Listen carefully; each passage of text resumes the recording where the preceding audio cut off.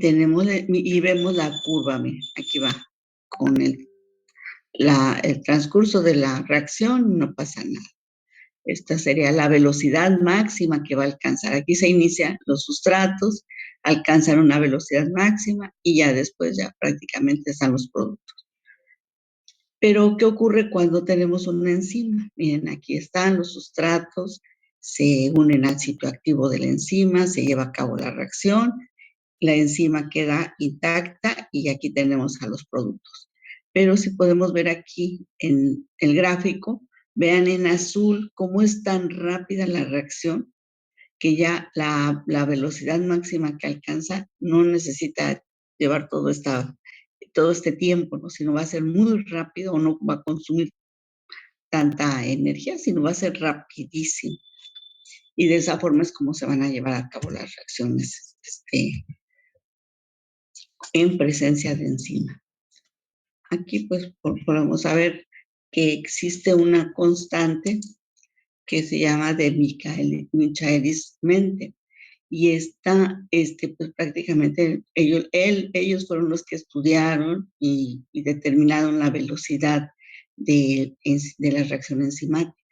Entonces, ellos aquí, hay una velocidad media en donde el 50% de la enzima se está prácticamente saturando con la concentración del sustrato.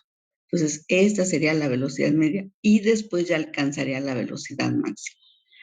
Este modelo que está aquí, ustedes lo van a ver de todos modos, no solamente en las reacciones enzimáticas, sino en farmacología lo van a volver a retomar, porque igual pasa, todos los medicamentos los aplicamos y van a tener primero una velocidad media y finalmente van a alcanzar a la velocidad máxima y todo va a depender de cómo los medicamentos alcanzan a saturar a los receptores donde van a actuar. Entonces, este tipo pues podríamos decir de curva es la misma que se utiliza ahí.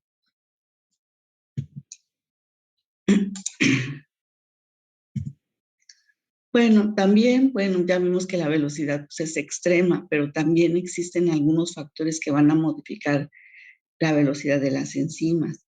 Y entre ellos, principalmente, va a depender mucho de la cantidad del sustrato, de la cantidad de la enzima, o de la cantidad, perdón, si están en un medio que sea muy ácido o muy alcalino, y la temperatura. Entonces, intervienen algunos factores. Entre ellos, pues tenemos la concentración del sustrato. Y entonces nos dice, ¿no?, que a medida que aumenta la cantidad del sustrato, también la velocidad aumenta en forma lineal. O sea, dijéramos, es proporcional. Pero si seguimos aumentando la cantidad del sustrato, pues ya se saturó la enzima, ¿no? Pues prácticamente ya cambia la dirección y ya no lo va a hacer lineal, ahora va a ser mixta, hasta que finalmente la reacción se alcanza la velocidad máxima, que esa sería que es constante y vuelve independientemente a la cantidad del sustrato. O sea, ya el sustrato pues va a ser independiente prácticamente de la enzima. Entonces, aquí vimos ahorita si la concentración del sustrato es mayor, pero también si la concentración de la enzima es mayor, va a modificar la velocidad. Entonces, cuando mayor cantidad de la enzima esté presente, la velocidad a la que alcanzará, pues prácticamente va a saturarlo rápidamente y la velocidad va a ser muy rápida. Como vemos aquí, miren, aquí tenemos la velocidad, que es la velocidad media, y para alcanzar prácticamente, vamos a alcanzar la velocidad máxima aquí. Entonces ya tenemos que va a ser mucho más rápida la reacción. También con la temperatura, si estamos con una temperatura muy elevada, pues las reacciones se van a catalizar y van a ser demasiado rápidas. Pero si estamos con una velocidad, con una temperatura bastante baja, pues la velocidad de la reacción va a ser también pues muchísimo más lenta. ¿Por qué? Porque las proteínas, recuerden que son muy sensibles a la temperatura y a temperaturas altas o muy bajas va a existir prácticamente una desnaturalización de las, de la, este, de las proteínas. Entonces, tenemos que tener hasta cierto punto cuidado, ¿no? Porque ustedes van a ver que en nosotros, por ejemplo, no son nuestras proteínas, no es tan factible que alcancen esa temperatura. Tenemos, por ejemplo, si normalmente nuestra temperatura es de 36.5, ¿qué es lo que ocurre cuando estamos en hipertermia? Ya en 40 grados, ya cualquiera de nuestros pacientes empieza a convulsionar y ya más de 40, pues ya inclusive puede llegar rápidamente a la muerte. Entonces, la actividad es, principalmente de las proteínas, ahí está, pues se encuentra muy afectada. Y el pH, miren, pero sin embargo, por ejemplo, forma normal, el pH pues va a ser aún prácticamente a este pH todavía tiene una buena actividad enzimática, pero a pHs ya ácidos pues, hay una inhibición prácticamente o igual a pH muy elevados, que sea muy alcalino también. Entonces siempre vamos a tener una buena reacción en un pH que sea óptimo. Igual aquí en esta imagen pues vemos la temperatura. Bueno, ya vimos prácticamente algunas cuestiones generales de las enzimas, los factores que en un momento dado pueden contribuir en su velocidad, pero también existen otros factores, pero estos factores ya van a ser externos, podríamos decir, y nosotros podemos reconocerlos que hay dos clases de inhibidores en forma general, unos que van a ser reversibles y otros que van a ser irreversibles. Los reversibles, bueno, pues son, por ejemplo, los medicamentos o podemos inclusive utilizar enzimas y pues actúan a nivel del lugar donde está actuando del sitio activo el sustrato e inhiben las reacciones en forma, pues ahora sí que voluntaria, ¿no? Nosotros, por ejemplo, si queremos bajarle la presión arterial a un paciente, pues vamos a darle medicamentos que inhiban a la enzima convertidora de la angiotensina, que está en los endotelios, y le va a producir al endotelio vascular una relajación. Y si el paciente le va a bajar la presión arterial automáticamente. Pero ¿cuánto tiempo va a durar ese inhibidor que es reversible? Pues el tiempo que dure el medicamento en sí, en su efecto farmacológico.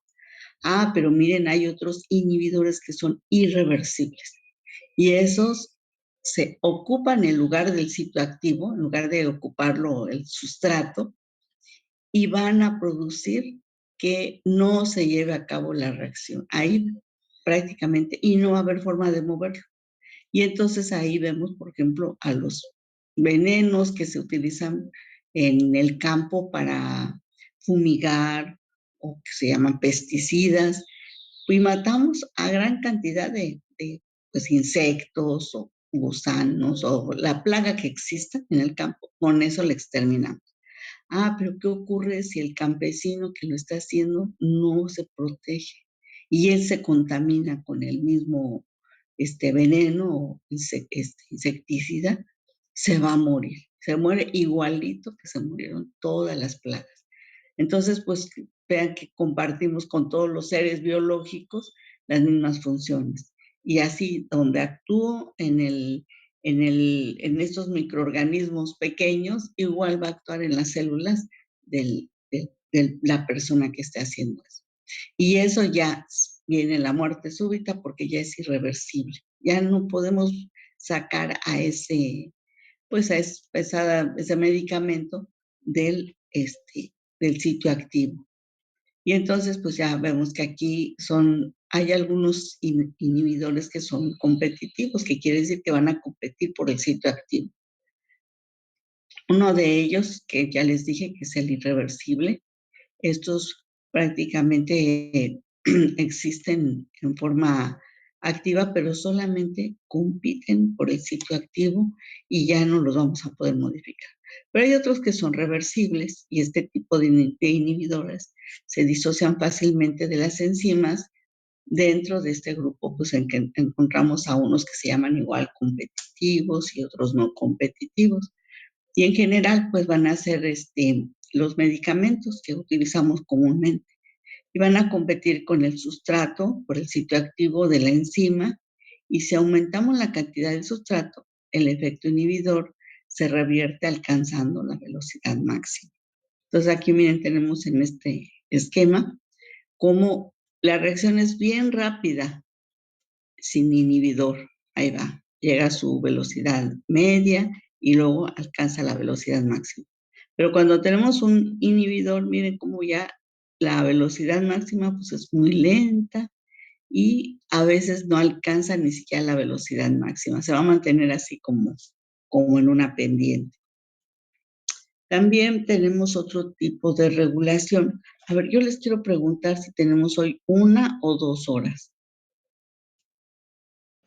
1 hora, doctora. Es 1 hora, doctora. 1 hora, pues ya vamos a terminar. Bueno, ¿cuándo tenemos clase? El viernes, ¿verdad? ¿O ya? Es, doctora. Sí, doctora. Bueno, entonces el viernes vamos a continuar y terminamos. Yo termino, ya me falta poquito y empezamos con la digestión de los alimentos, ¿sí? Entonces, ahí en Eminus yo subí un archivo donde viene toda esta información que les estoy yo dando. Ahí está en un archivo de Word para que lo lean y ya me sigan con respecto a la función de las enzimas. Entonces, ahí les sugiero que lo revisen y terminamos de ver el tema el viernes. Ya empezamos con el equipo número 1, ¿sí? ¿De acuerdo? Ok, doctora. ¿Sí? Les voy a subir también, ya encontré la bibliografía de donde tomé las copias que les subí de la digestión de los alimentos, y no es de un libro de bioquímica, es un libro de fisiología. Les voy a mandar la bibliografía. Este libro de fisiología es bien bonito, pero pues no está dentro de la bibliografía que ustedes van a llevar en fisiología, pero si logran bajarlo, por ejemplo, en línea, se los recomiendo mucho, porque ahí explica, este autor explica muy bien todos los procesos fisiológicos, y casi siempre piden, en los maestros de fisiología piden creo que el Guyton o el Gannon, y a veces están súper pesados, ¿no? Porque no están actualizados y entran así como experimentos que uno ni siquiera se los imagina y no nos explican mucho, pero sí se los recomiendo, para que cuando lleven fisiología lean lo que les dice su maestro y para que entiendan, pueden mejor la fisiología. Este libro se llama, es el Robert Bennett, es Verne, Robert Verne. Ya les voy a pasar la bibliografía. Bueno, que estén muy bien, jóvenes. Entonces, continuamos el viernes. ¿De acuerdo?